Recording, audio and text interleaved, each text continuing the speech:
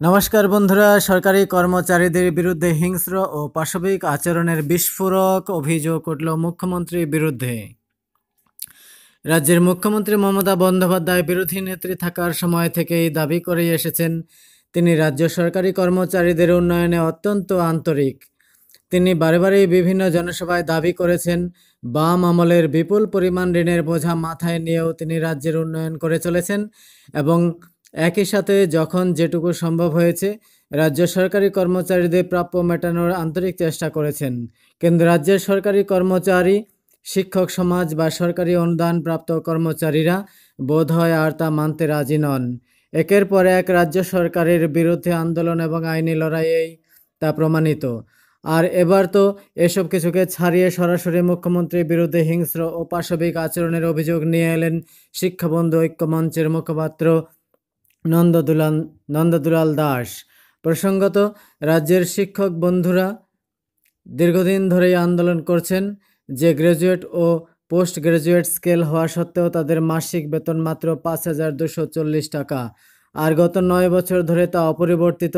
এমনকি রাজ্যের শিক্ষা বন্ধুদের সন্তানরা রাস্তায় নেমেছিলেন মুখ্যমন্ত্রীর জন্য আমরা খেতে পাই না এই বিস্ফোরক পোস্টার নিয়ে। আর তার পরিপ্রেক্ষিতে গতকাল অর্থাৎ 21শে জানুয়ারি 2019 রাজ্যের শিক্ষামন্ত্রী পার্থ চট্টোপাধ্যায় ঘোষণা করেন রাজ্যের শিক্ষা বন্ধুদের বেতন এক লপ্তে 40% বৃদ্ধি করা হলো। স্বাভাবিকভাবেই এই খবরে শিক্ষা বন্ধুদের মধ্যে খুশির হওয়া থাকার কথা, কিন্তু এই নিয়ে তাদের প্রতিক্রিয়া নিতে গিয়ে দেখা গেল রীতিমতো ক্ষোভে ফুঁসছেন তারা।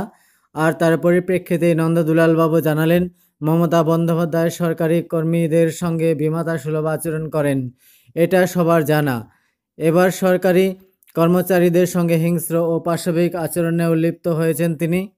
নন্দদুলালবাবুর বক্তব্য, সর্বশিক্ষা মিশনের সমস্ত কর্মচারীদের বেতন কাঠামো শিক্ষাগত যোগ্যতার নিরিখে নির্ধারণ হলেও শিক্ষা বন্ধুদের ক্ষেত্রে তা মানা হয়নি।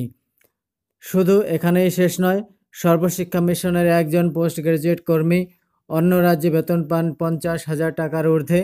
এ রাজ্যের ক্ষেত্রে সর্বশিক্ষা মিশনের অন্যান্য পোস্ট গ্র্যাজুয়েট কর্মীদের বেতন 20,000 টাকা হলেও একজন পোস্ট গ্র্যাজুয়েট শিক্ষা বন্ধু হাতে পান মাত্র 5,240 টাকা। বঞ্চনার উপর বঞ্চনা। আবার পার্শ্ব শিক্ষক প্রাথমিক, পার্শ্ব শিক্ষক উচ্চ প্রাথমিক শিক্ষাগত যোগ্যতা আলাদা, বেতনও আলাদা। নন্দদুলালবাবু আরও বলেন, কিন্তু শিক্ষাবন্ধু প্রাথমিক ও শিক্ষাবন্ধু উচ্চ প্রাথমিক শিক্ষাগত যোগ্যতা আলাদা হলেও বেতন একই। এবার বেতন বাড়ালো শিক্ষা বন্ধুদের বলে মুখ্যমন্ত্রী যেটা করলেন, আসলে সেটা কি?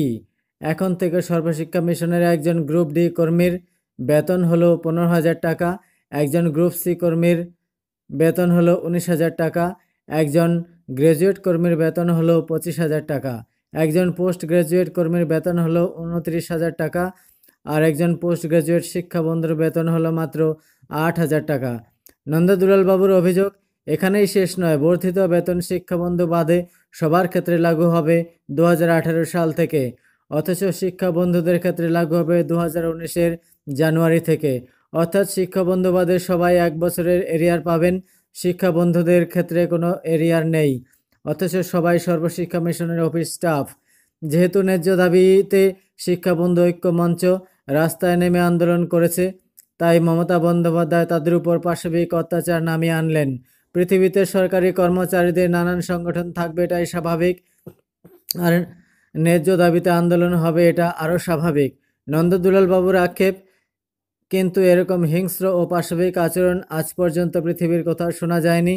তাই শিক্ষাবন্ধু ঐক্য মঞ্চ ঠিক করেছে মমতা বন্দ্যোপাধ্যায় তাদের নিয়ে ব্রিগেডে মিটিং করেছেন, যাদের নিয়ে ব্রিগেডে মিটিং করেছেন তাদের প্রত্যেককে চিঠি পাঠাবে। মমতা বন্দ্যোপাধ্যায়ের দ্বিচারিতা, বিমাতৃসুলভ আচরণ, হিংস্রতা ও সরকারি কর্মচারীদের উপর পাশবিকতা নিয়ে গোটা ভারতবর্ষ জুড়ে আন্দোলন গড়ে তুলবে। তাই আগামী 1 ফেব্রুয়ারি 2019 শুক্রবার করুণাময়ী থেকে দুপুর 1টায় শুরু হতে চলেছে ঐতিহাসিক মহামিছিল। সর্বশিক্ষা মিশনের সমস্ত কর্মচারীবৃন্দ, তাদের পরিবার পরিজন ও সন্তান সন্ততি সকলেই এই মিছিলে সামিল হতে চলেছে। যেখানে বাধা দেওয়া হবে সেখানেই বসে পড়ে আন্দোলন তীব্রতর করা হবে। ভিডিও দেখার জন্য আপনাদের অসংখ্য ধন্যবাদ জানাই।